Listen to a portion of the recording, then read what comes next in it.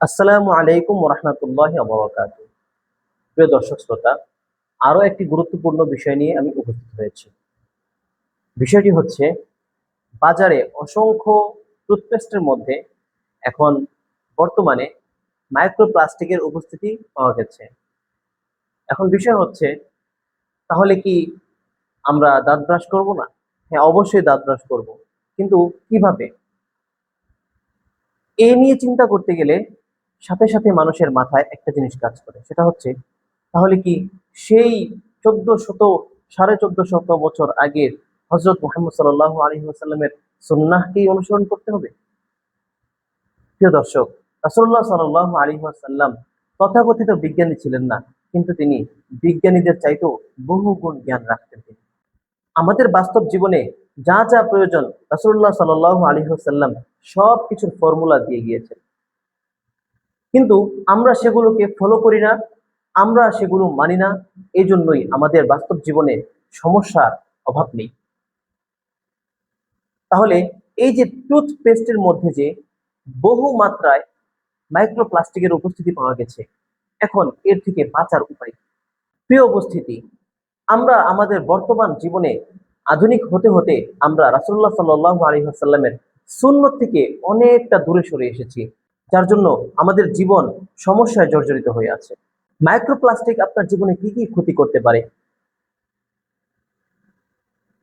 তাহলে শুনুন, মাইক্রোপ্লাস্টিক আপনার জীবনে কি কি ক্ষতি করতে পারে। যদিও এটা থেকে একেবারেই পরিত্রাণ পাওয়া বা এটা থেকে একেবারেই বেঁচে থাকা কারো পক্ষেই এখন বর্তমানে ধরতে গেলে অসম্ভব, তবুও আমরা জেনে নিই এই মাইক্রোপ্লাস্টিকের ক্ষতিকর দিকগুলো কি কি।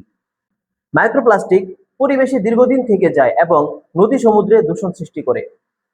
খাদ্য ও পানির মাধ্যমে মানুষের শরীরে প্রবেশ করতে পারে।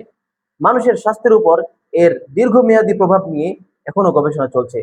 প্রিয় দর্শক শ্রোতা, বুখারী এবং মুসলিম শরীফে এসেছে, রাসূলুল্লাহ সাল্লাল্লাহু আলাইহি ওয়াসাল্লাম মিসওয়াকের গুরুত্ব বোঝাতে গিয়ে তিনি বলেন, আমার উম্মতের জন্য যদি এটা কষ্টকর না হতো, তাহলে আমি প্রত্যেককে নির্দেশ দিতাম তারা যেন প্রত্যেক ওয়াক্ত নামাজের আগে, অর্থাৎ 5 ওয়াক্ত নামাজের আগেই যেন তারা মিসওয়াক করে নেয়।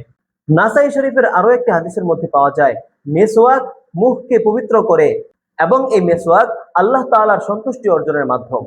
এই হচ্ছে হাদিসের মধ্যে মেসওয়াকের গুরুত্ব।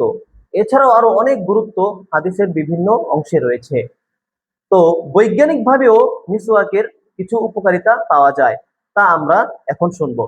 বৈজ্ঞানিকভাবে মিসওয়াকের কিছু সম্ভাব্য উপকারিতা: দাঁতের প্লাক কমাতে সাহায্য করতে পারে, মাড়ি সুস্থ রাখতে সহায়ক হতে পারে, মুখের দুর্গন্ধ কমাতে সাহায্য করে, প্রাকৃতিক আঁশ দাঁত পরিষ্কার করতে সহায়তা করে।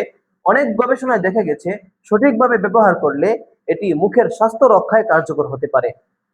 প্রিয় দর্শক, বৈজ্ঞানিকভাবে যদি মেসওয়াকের এতগুলো প্রমাণ পাওয়া যায়, এতগুলো উক্তি থাকে, তাহলে আমরা কেন মেসওয়াক করব না? আর এই টুথপেস্টের মধ্যে যতই মাইক্রোপ্লাস্টিক পাওয়া যাক না কেন, আমাদের দুশ্চিন্তার কি কারণ? আমাদের তো প্রাকৃতিক উপায় রয়েছে, আমরা মেসওয়াক করতে পারি। মেসওয়াকে দুইটা লাভ হবে: 1 নাম্বার, আমাদের মুখের পবিত্রতা অর্জন হবে, মুখ পরিষ্কার হবে; দ্বিতীয়ত হচ্ছে আল্লাহ তাআলার সন্তুষ্টি অর্জন হবে। তো প্রিয় দর্শক, চলুন আমরা রাসূলের সুন্নাহকে ভালোবাসি, রাসূলের সুন্নাহকে ফলো করি, তাহলে আমাদের ইহকাল এবং পরকাল উভয়টাই সুন্দর হবে। আল্লাহ তাআলা আমাদেরকে রাসূলের সুন্নাহকে ভালোবেসে, আল্লাহর কালামকে ভালোবেসে উভয়টাকে আঁকড়ে ধরার তৌফিক দান করুন। আসসালামু আলাইকুম ওয়া রাহমাতুল্লাহি ওয়া বারাকাতুহু।